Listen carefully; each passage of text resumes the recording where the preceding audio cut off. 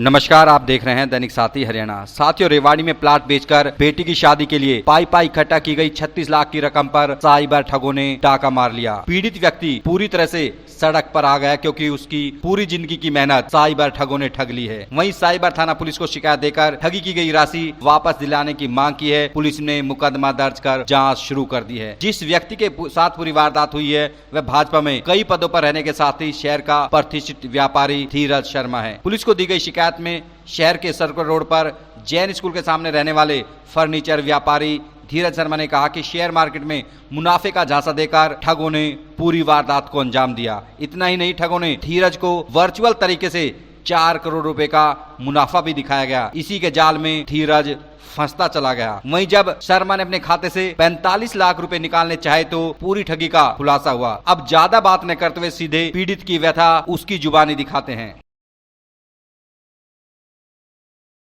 जी, क्या नाम है आपका? मेरा धीरज शर्मा नाम है जी। क्या कुछ घटना हुई, मतलब ये ठगी हुई है, कैसे क्या पूरा हुआ? ऐसा है जी, करीब 19 जुलाई 2025 को अभी पिछले महीने ही सोशल मीडिया पे अक्सर हम लोग जुड़े हुए हैं सभी एक दूसरे से। उसी पे कोई लिंक आया, वो लिंक मेरे हाथ से ओपन हो गया। उस लिंक पर बताया गया कि भैया ऐसे है, काफ़ी अच्छा इन्वेस्टमेंट का प्लान है, आप ये करिए और काफ़ी अच्छा ग्रोथ मिलेगा। समय खराब थी, कुछ भी आप कह सकते हो। पढ़े लिखे बेवकूफ़ बन जाते हैं। समझ में नहीं आया वो चीज़ें। वहाँ से शुरुआत हुई। शुरुआत में 10,000 रुपये मैंने फ़ोन पे से किए। करते काल सर पे था। करीब 36,18,080 रुपये की रकम खातों में विभिन्न खातों में डाल दी गई। जब उसका उल्टा लेने का समय आया, उनके कहे अनुसार जब मैंने उनसे संपर्क करा, तब मुझे ये आभास हुआ कि मेरे साथ जीवन का बड़ा धोखा, बहुत बड़ी साइबर ठगी, पैसे की ठगी, धोखाधड़ी हो गई। उनसे जब मैंने संपर्क किया कि मेरा पैसा वापस दीजिए लाभ के साथ, जो भी वाजिब बनता है, तो उन्होंने कहा जी आप पैसे विड्रॉल कर सकते हो। मैंने विड्रॉल की एप्लीकेशन डाल दी, उसको उन्होंने होल्ड कर दिया, समय दे दिया 4 घंटे का। 4 घंटे बीत गए, मैंने फिर संपर्क करा। व्हाट्सएप पे ही संपर्क होता है, कॉल उनकी लगती नहीं। बाद में पता लगा ये चीज़ें पहले नहीं थी। उसके बाद में उन्होंने कहा कि भाई आपकी एप्लीकेशन होल्ड पे है। 4 घंटे बाद उन्होंने 35 लाख रुपए का कमीशन का वाउचर मेरे व्हाट्सएप पे भेज दिया। जी ये 35 लाख रुपए आप पे करो, ये आपको खाते में हमारे में डालना है जैसे पहले डाले थे। उसके बाद ही आपका पैसा 1 भी रुपया नहीं निकलेगा, इसके डालने के बाद ही निकलेगा। उस समय मेरे को एकदम आभास हुआ, कुछ लगा। फिर मैंने फिर उनसे बातचीत करी, मुझे मेरे पास पैसा नहीं है, मैंने सब कुछ अपनी जमा पूंजी लगा दी और मेरे पास एक भी नहीं है, मेरे मेहरबानी कर लो कि भाई मेरा पैसा दे दो।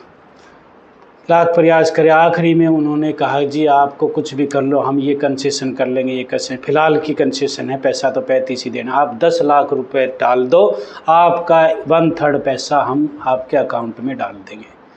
मैंने लास्ट कर लिया नॉलेज। फिर मेरे समझ में आ गया कि ये मेरा जो पैसा जाएगा वो एक्चुअल पैसा है, वो उनके सही खातों में चला जाएगा जहाँ भी जाएगा, लेकिन उनके पैसे क्या है क्या नहीं है, क्योंकि मेरे पास केवल 1,000 रुपये ही आज तक उनकी तरफ से आया है, इससे अलावा 1 रुपया नहीं आया। वो भी बैंक में आया है, वो सारी स्टेटमेंट में मेरे पास दर्ज है, आया हुआ भी गया हुआ भी सारे मेरे पास ऑथेंटिक हैं। आरटीजीएस के माध्यम से 8 ट्रांजैक्शन की गई है, 2 ट्रांजैक्शन मेरे इस मोबाइल फ़ोन पे से हुई है 10-10 हज़ार की। सारा रिकॉर्ड मैंने पुलिस को उपलब्ध करा दिया है। 8 ट्रांजैक्शन और 10 ये बैंक की स्टेटमेंट, उनकी चैटिंग वगैरह जो भी पुलिस ने मांगा मैंने उनको सारा, मेरे पास भगवान की गनीमत ये थी कि वो रिकॉर्ड अवेलेबल था। लेकिन आज भी वो ग्रुप चल रहा है, इस समय तक भी उस ग्रुप से आज भी मैं कन्वर्सेशन कर सकता हूं। मैंने उस ग्रुप को जानबूझकर, ताकि पुलिस को कुछ मदद मिल सके, उस ग्रुप को होल्ड पे कर रखा है, यानी कि उसको रूटीन में रखा हुआ है ताकि वो डिस्कनेक्ट ना हो जाए, पुलिस को कुछ मदद मिलने में दिक्कत आ सकती। कल मैंने पुलिस को भी ये सारे चैटिंग वेटिंग दिखाई गई है। एसएचओ श्रीमान जी ने काफ़ी विनम्रता से जो साइबर उसके हैं आदरणीय फूल कुमार जी, संदीप कुमार जी एएसआई जी जो इसके इंचार्ज बने हैं, जहाँ तक मेरी नॉलेज में है, उन्होंने बड़ी ही विनम्रता से, बहुत ही शालीनता से बैठाया, समझाया, पानी पिलाया, चाय पिलाई और सामाजिक रूप से भी समझाया। मैंने उनको परिचय दिया, मैं समाज का राष्ट्रीय मीडिया प्रभारी हूँ, जहांगीर समाज का। अनेक दायित्व तो मैं आज भी निभा रहा हूँ, पहले भी निभाए हैं। लोगों को हम समझाते रहे, लेकिन जब अपनी बारी आई, जब हम अनसमझ हो गए, तो मैं पुलिस के ऊपर पूर्ण विश्वास करता हूँ, सरकार पे, कि मेरे पूरी मदद पुलिस मेरी करेगी। मेरे उनके ऊपर अपने से ज़्यादा भरोसा है कि मेरा खोया हुआ पैसा पुलिस दिलाने में सहयोग करेगी।